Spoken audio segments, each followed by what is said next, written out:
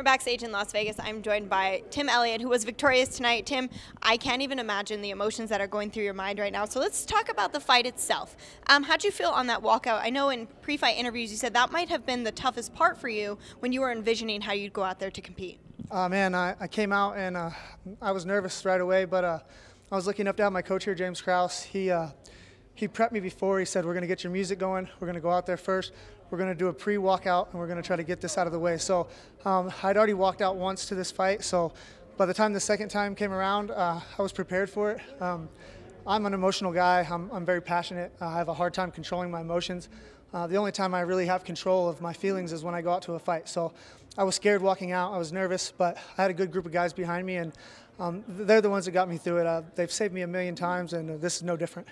You put on a beautiful performance. You absolutely dominated. The first round, came out and finished him in the second. Talk to me about the grappling. You had some really unorthodox exchanges in there. You were doing things that, not a lot of people would be able to pull off. Where's all that come from? Man, we train the unorthodox.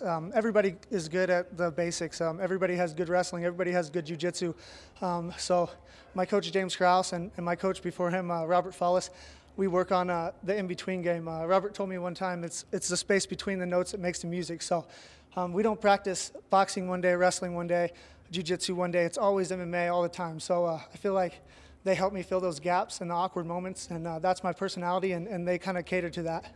It certainly worked out for Awkward MMA there. This fight was at bantamweight. Obviously, you were supposed to fight in Winnipeg at 125.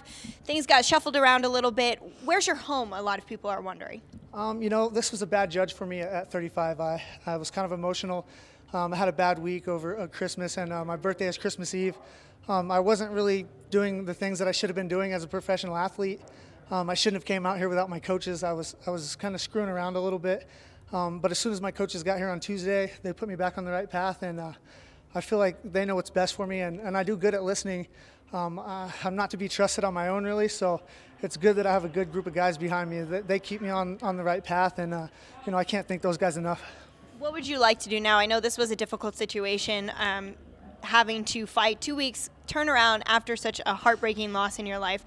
Would you like to take some time off, or is this something where you want to get right back into training? I always say that I want to take a little time off, but as soon as the fight was over, I told James I want to get back in practice and get back to the drawing board. But he said we need to sit down and have a little conversation. Again, he knows what he's doing, and I'll do whatever he tells me to do. Tim, as somebody who adored your coach as much as you, I know that he is smiling down on you, very proud of that performance. Congratulations.